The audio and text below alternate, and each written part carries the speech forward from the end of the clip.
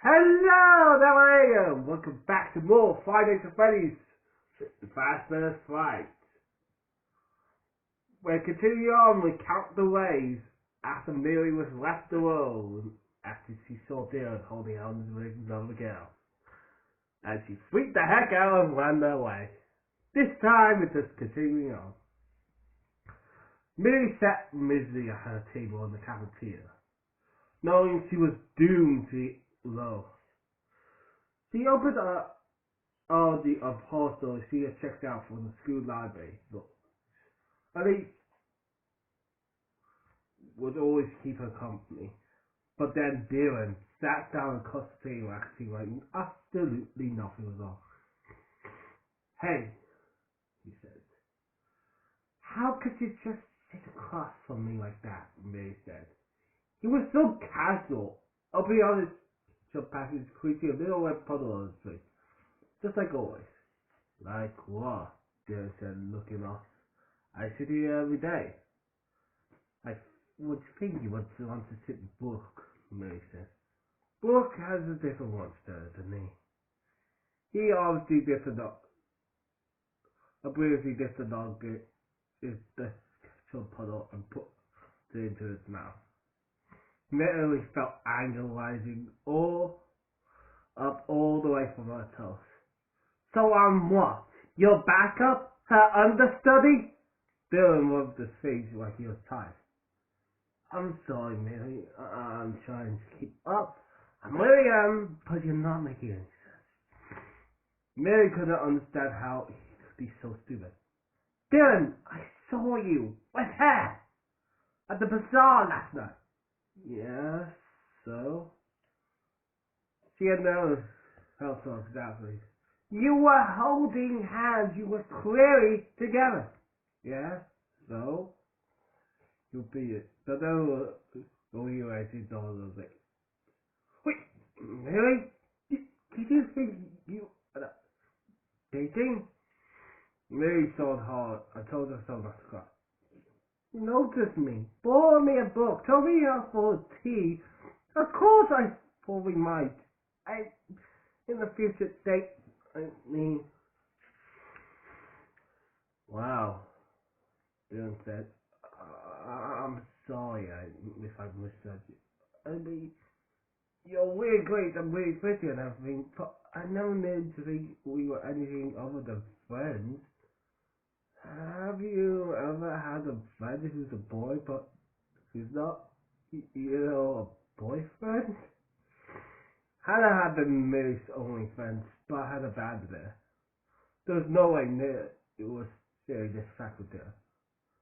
Of course I have. But Dylan, you told me I was the only cool person you met at the school. I did, but that was my first day. I met other cool people since. Like Brooke. Bill voice dripped with sarcasm. What? Don't you approve of Brooke? She's blonde and basic. May said. No need to mince words. That was true. Have you ever had a conversation with her? Dylan asked. Do you even know what she wants? What she's like? Haven't Millie ever heard Brooke say anything? She was kind of U.S. government guy. Millie assumed because Jesse on board there. I never talked to her, Millie said. I don't talk to just anyone. Dylan shook her head. Well, Brooke isn't just anyone. She's smart and well-read and nice. She wants to be a veterinarian. I just mastered what color her hair is. Bill looked at her so hard. It was like he was looking through her. Mary, I'm disappointed in you. You of all people, with your black wardrobe and black eyeliner and black nail art. It seems like you know better than to judge a person based on their appearance. You don't like people when go do to you, and yet you're guilty of the very same crime. I'm pretty sure that's called hypocrisy. Stood up. I think this conversation is over. As the winter holidays approached, Millie's room became grimmer and grimmer. The cold trenches and the grey skies and the stripped bird trees all marked her noticeable state perfectly.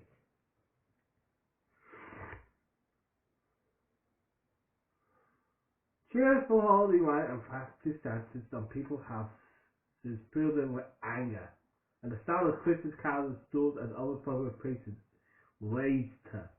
She felt that she could have done so for if she had to wear winter wonderland one more time. Holiday cheer, peace on earth, and goodwill were just lies people told themselves. Winter was the season of gifts.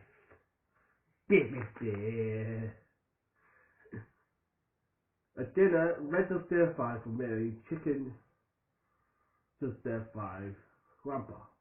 Grandpa said, "So, are you excited tomorrow is the last day before winter break?" "Not really," Millie said. "I mean, Millie to tell you, I'm not celebrating Christmas this year." Grandpa faced down. "Not celebrating Christmas? Boy, ever not."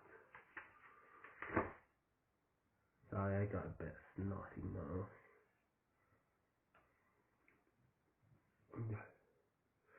Millie poked out a piece of broccoli with a fork. "I refuse to pretend to be happy on some just because society tells me I'm supposed to. It's not society, it's about family," Grandpa said. "It's about getting together and enjoying each other's company.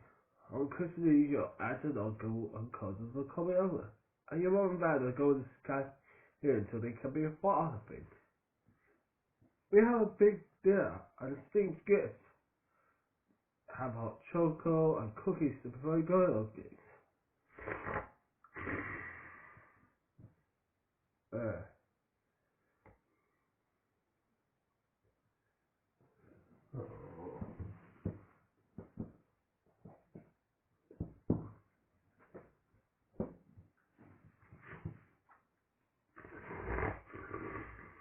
Sorry, still got a bit of snotty now. Should have ruled it before I got to record it, but all you gotta do.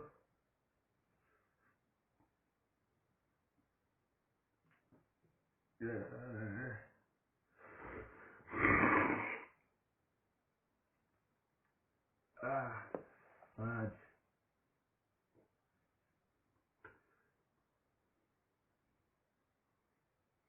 Yeah, I got rid of it.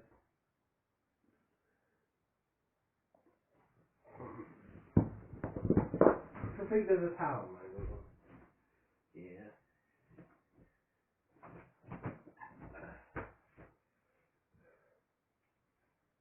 Don't ask why there's a towel in my room.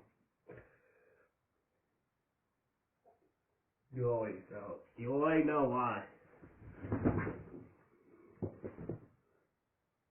Okay, I feel a bit bad.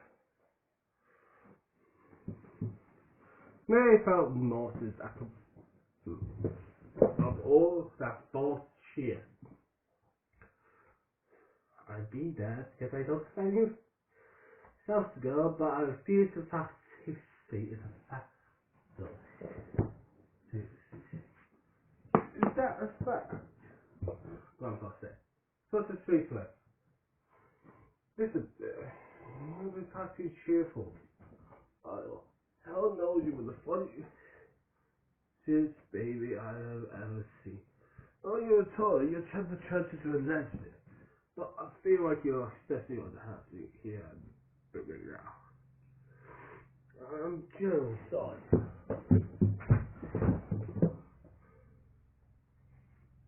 Please for that. I'm an old man. I'm no accident in what a young girl's life. I tried to make things as nice as for you I could. You did that you chose to live before when mom and dad. Your heart to be so far away from them. I don't miss my parents! Mary shouted. But even as she said it, she wasn't sure it was true. So they made her crazy sometimes when they were together. But it was weird having them so far away and Skyping with them on Sunday night. Wasn't nearly enough to make up for the accidents of their everyday life. It didn't help that to be in a bad mood during the Skype sessions. Mad at them for being gone. And so the cousins weren't always present. Maybe okay, maybe you know. Grandpa said. Go, some reason he said you maybe. Do you have a school or for your friend? I'm not saying I could help, but it's sometimes it helps just to have someone to listen. Against her will, a picture of Dylan tossed into her head. Dylan, the first day she met him, when she couldn't believe this guy, could sat anywhere else in the cafeteria, chose to sit right across from her. How that never happened anymore. Now he sat at a table with those guys who never talked out anything but fancy role-playing games. And maybe sat alone with only a book for company. I told you, I don't have any friends, they said. Well, maybe you should try to make one, Grandpa said. Don't be a sort of boss fight, but if you don't want to, but everyone needs one good friend. You don't know what I need! Millie stood up from the table. I'm going to do my homework. She didn't really have homework. Tomorrow was last day before break. But she said what else she had there. And I'm going to my workshop. Said, you're not the only one who can store a room, you know, Gary. It was the first time she had got involved that he sounded like he was actually mad at her. In her room, Millie opened her laptop and went to room titled Kurt Carson music video. She clicked on Deathmatch, her favorite song. The video was filled with images of ravens and bats.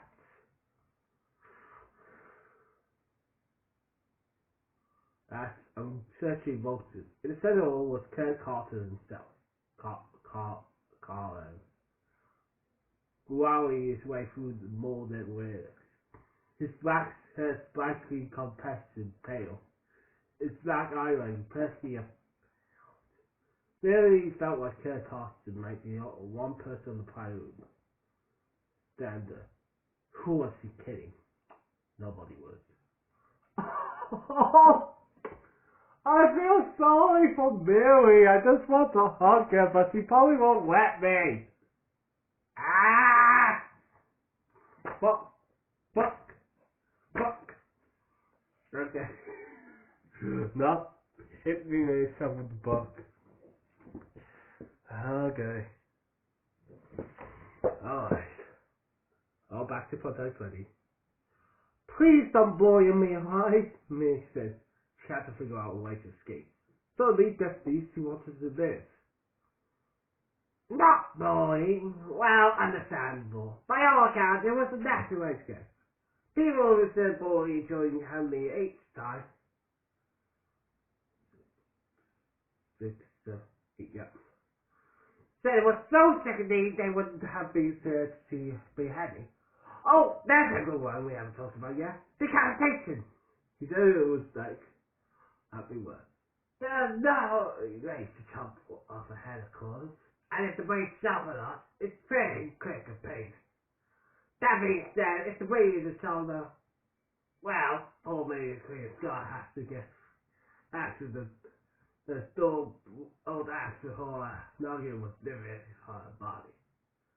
The guillotine was quick and clean.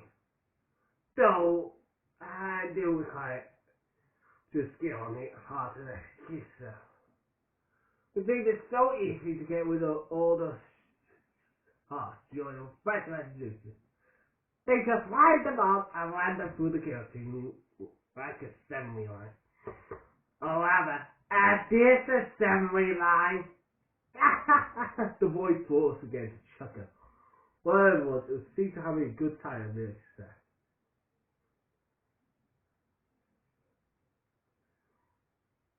Sam! Well, your birth am I right? Still uses the preferred full of castle hunts. They use the horse for the five rats. Saudi Saudi Arabia. Saudi Arabia, miracle. The birds are so far away, so unable to help her. And now, as she was facing down there, she sees that more love for them than she ever had. So they were weird and they made strange decisions and stupid mistakes. But she knew they loved her.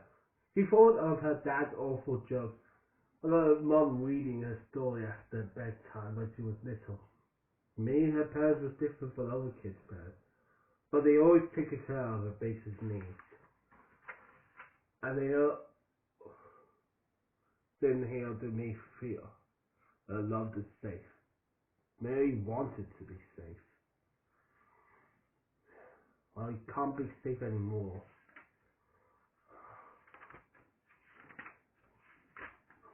Especially now. Oh, I am so close to the end. 10 pages. 10! 15 pages. I'm sure I can get to that.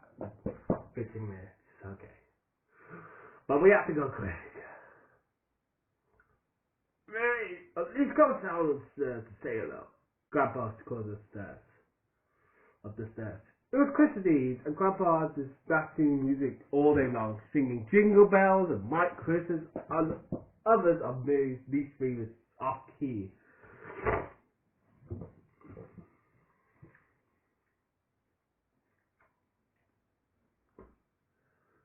In the kitchen, while he baked hand and grated the cookies. When there was a noise downstairs, Mary assumed that her aunt, uncle, and cousins arrived. This fact did not chill George. Nothing did. Mary reluctantly dragged herself downstairs. They go around an antique puzzle that has dug out from who knows where in his house. It's full of stuff. They were wearing kitchen accessories, all of them, in the annoying little uncle cousins. Auntie Sally had some with a reindeer. That's something no. Uncle Rod, her dad's goofy brother, wore a red sweater with a candy cane on it. And Cameron and Hayden! Hayden's in the story. You don't know I have a brother named Hayden. Hayden!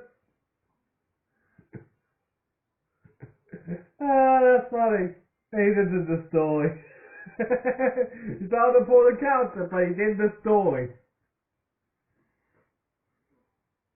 Wore mounting outstretches. It was all so hideous that Mary freed her eyes to breathe. Merry Christmas, Aunt Sally greeted her, opening her arms to her. Mary did not move towards her. Hello, she said, her voice dripping with icicles. Afternoon, you Mary, Uncle Rod said, nodding her head to toe back clothing. He always said this to her. That's how he knows to stop finding it with. I wish, Mary said. Better being honest and violent than a fake happy one. And she would certainly prefer a fellow, organ music being forced to listen to Winter Wonderland again. Mary isn't celebrating Christmas this year, Grandpa said. But in Greece we squeeze away their presents. Oh great, I have to do Hayden's voice. God. Hayden, I'm sorry. Well, he's a bit grumpy, so... Oh, you wanted so... No, that's not Hayden. So what do you want? Yeah, that's Hayden. How could you not want to celebrate Christmas? He then said, looking on Millie with a big, innocent blue eyes. Christmas is awesome. Here's another little list that came out when he said Christmas and awesome, which may still something you'll find cute. And the presents are awesome, Cameron said. Probably on his fist in his eyes. Both kids were so hyper, it was like they support them for black coffee. Millie wondered if there had been time when she got this as title over the holiday, or whether she always had known better. Our culture is always too materialistic, Millie said. Why do you want more stuff? I don't go and cousins. Should have put a comma there. Sissy, why add and uncles and cousins? That's too wordy. All looked uncomfortable. Good, someone in this family needed to tell the truth. So he pressed a smile at me. Really, won't you have a cup of regular? Drinking egg now is like drinking. Mary said. Really, how the disgusting beverage become a part of any sexual celebration? And not a fruitcake both seem more like they should be a part of puzzles rather than celebrations. What's pilgrim? He asked. It's that close signs of in your throat and nose when you have a cold. And says Cameron reads young egg's not. That's what it is, it's not. Oh my god, say stop. I was sniffing before. God damn it. It's fixed. Ah! Then took a big snowy string that went an egg mustache and not the whip. Mary couldn't take it. She had to get out of here. I'm going for a walk, she said. Can we come too? He'd asked. No, Mary said. I need to be alone. Oh, don't stay too far, Grandpa said. We're eating dinner now. As Mary headed out the door, Grandpa called to her to go, but she ignored her. All the houses in New York had action cars in the driveway. No matter because of visiting family members celebrating the holiday. All these people are actually seen doing the same thing.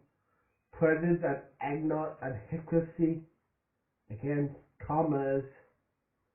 Well, Mary was different, and she wasn't going to participate. Hypocrisy. She thought again. But this time words dogged her. Dylan said she was a hypocrite because she judged girls by appearance. But boys, even boys who seemed cool like Dylan, were fooled by appearances. If a pretty blonde girl paid any attention to them, they think she was a saint and a genius rolled into one. No way was really hypocrite. She was truth teller. And if some people couldn't handle the truth, that was their problem. You can't handle the truth! Sorry, that sounds appropriate. After one lap around the block, she was feeling pretty cold. But there was no way she was going back into the house yet. An idea popped into her head. Grandpa's worst thought had a little spacey there. He always kept rolling it. Oh, that's how he found Funshine funny. He played hosting warm while she waited out the party. He was too busy hosting the lame little holiday gathering to go into the sweatshop. It was the perfect place to hide. Grandpa kept the key on the file pot side the workshop door. Mary found it, opened the door, and pulled the chain on the small light bulb with the small window space. She closed the door behind her and looked around. The place was even more crammed with stuff than it had been the last time she was here. Grandpa really must have been in yard sale, flea markets and salvage yards. Near the rear bench, there was the antique bicycle. The car with a giant front wheel and a tiny back row. There were lots of old mechanical toys too, and metal blast bang with a clown that had coins that threw coins into the mouth, a jack-in-box that when the jester doll inside jumped out. No, she know what would happen when she started turning to crack. There was even one of those horrible grinning monkey dolls that crammed symbols together. I think Grandpa wants all this stuff. What did he plan to do with it? Okay, then use it to clutter the house some more, she guessed. The strangest item among many was tucked into the corner shop. It was some kind of mechanical bear with a bow tie, top hat, and creeping blanket. Yeah, that's Funtime Freddy. It looked like it once had been like a peg. Yep, that's Funtime Freddy.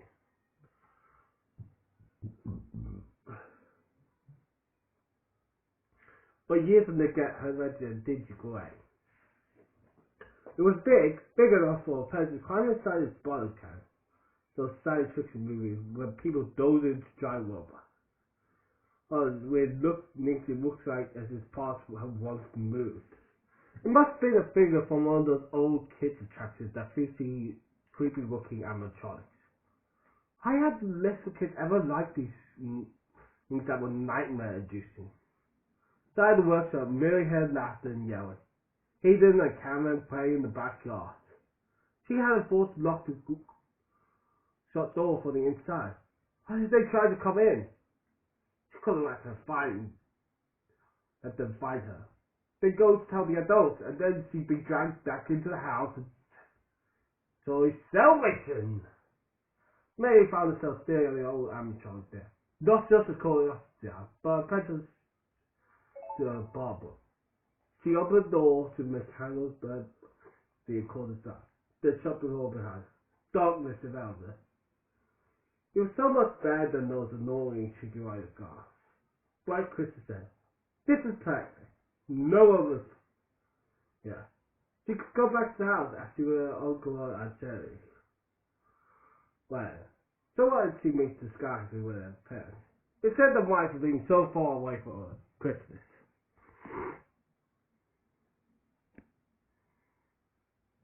Something like that. Kids, time for Christmas dinner. Grandpa called out the back door. Mary, you two come in too, if you can have me. Cameron Hayden came running in, the cheap pink from Cheerio. Sounds great to you, Cameron said. Well, because I cooked you a feast, Grandpa said. How to treat it to you or what? Boys, are you been cast up? You boys haven't seen Millie while you were out there, did you? No, we didn't see her. No, we didn't see her, Hayden said.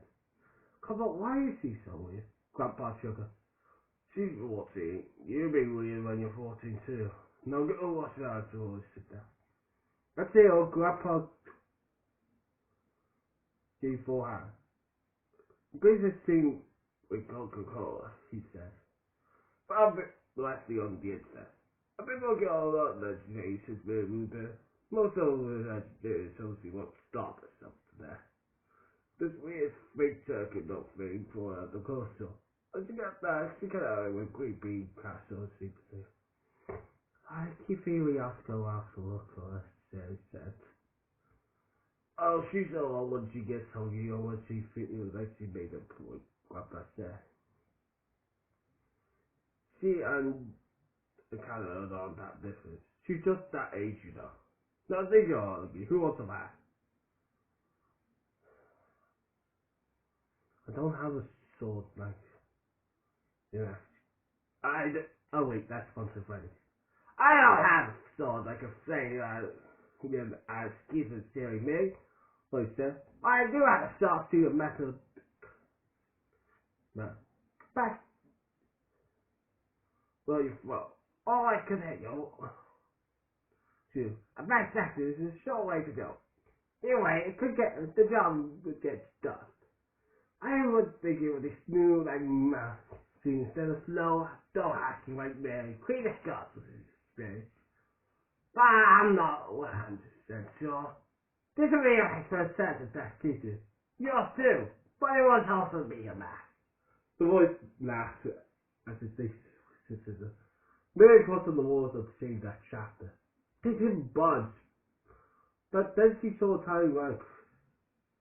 Thought, maybe she should something through. A tool of some sort. Into that crack, she up there. But what could she use as a tool? She took a metal survey of the jewelry. Her earrings were too small to wiggle. Her necklace was these, but there were several complications on the wrist.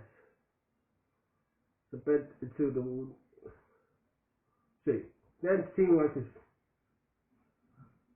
door. She two faced Tessa. Two words at her castle window. Millie, The voice said, are you still with me? I just said it must be day. Mabel. She rolled her head and curled onto the wall. So it would miss her. Quick though. And make sure the way, or else she'd be scalped. But the way came through, she really had to fight up. Is there any chance you would let me go?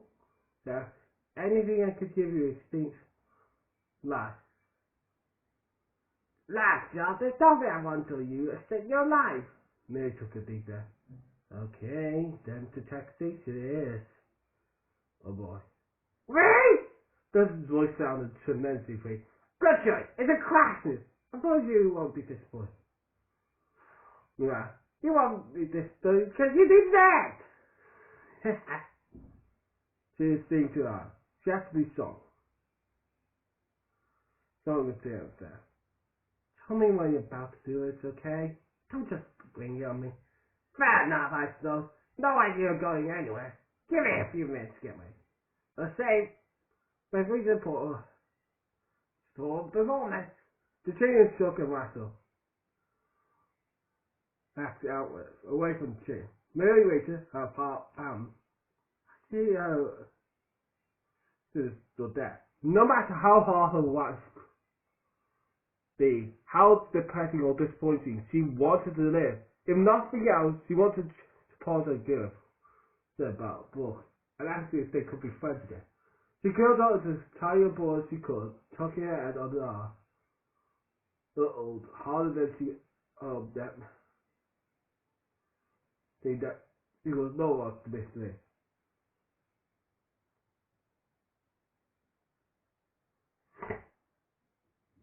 Millie, sister, you heard I sentenced to crime against, sentenced to die for crimes of humanity.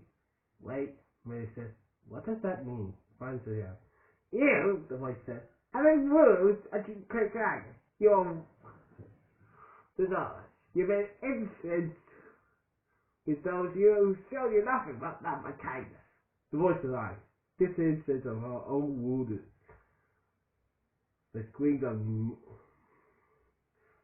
her own wounded and in God she prayed her ass like scenes of movies she didn't want to see. Give me a chance, Mary said. But why are those crimes that have to die though? Those crimes that everyone's guilty for time to die. True, The voice said. that's like the crimes of humanity. But if there's something all humans guilty of, then why do I be the one die for them? The voice didn't answer, and Millie felt the single of hope. Maybe she would have taken a chance to carry up the ball and can't see. Don't get yourself out this yet. Cut, the voice said. You're the one who causes my bed. Whimpering, Millie needed a small plastic coat in the bottom of the cavity. Got out, she was scuttling, holding nice to grandpa. Good to this. Take care, pull up with a mood, and teach yourself how to cook all those vegetarian recipes. In the spirit of the veterans, The door said. I will now count down of The brain. Uno, dos, dos. Quick as a shot, the brain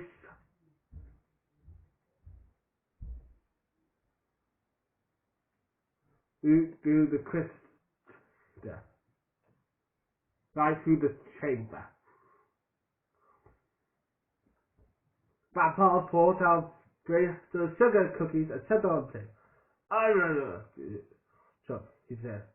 In the kitchen, he finally broke down and... Oh. Her phone rang from the pocket of Jack that was hanging... Oh. Oh well, she would come back when she felt like she grew the boy. He didn't think of her being outside without a jacket. Though it was pretty chilly out there. Grandpa poured 5 cups of hot chocolate. Yes. Then we each with a generous handful of Millie Boss Stout. Carried down a steam cups of tray into the living room. "You ready for presents?" he called. "I am," Cameron said. "I am." He sounded loud. "Can we sing usually in there?" Yeah. She's not doing Christmas without what I said. "Why should we wait till there?" She decided to be a brat. Grandpa didn't like this word brat being used to Sky Millie. She wasn't bad, she was at her difficult age. She would come round. He got on Chesty and we all put in a big bar. She'll be back for there when she came back. But she never came back. And that's the third and final story of Five Nights at Freddy's, the Fazbear Frights, into the pit. Yes! Oh. You know that feeling when you finally complete a book? Well, that was that feeling. Oh, that was interesting. I like that book. I really do like that book. But I really think the last 2 stories were some of the worst. Like, the second story was just bad. And the third story, why still interesting to me, was mediocre. The first story got us to a great start, then the second story was just bad, and then the first story was mediocre. So all in all, it was just kind of meh. It wasn't great, but it wasn't good either. It wasn't bad, it wasn't the worst together, but it wasn't bad. It was just meh.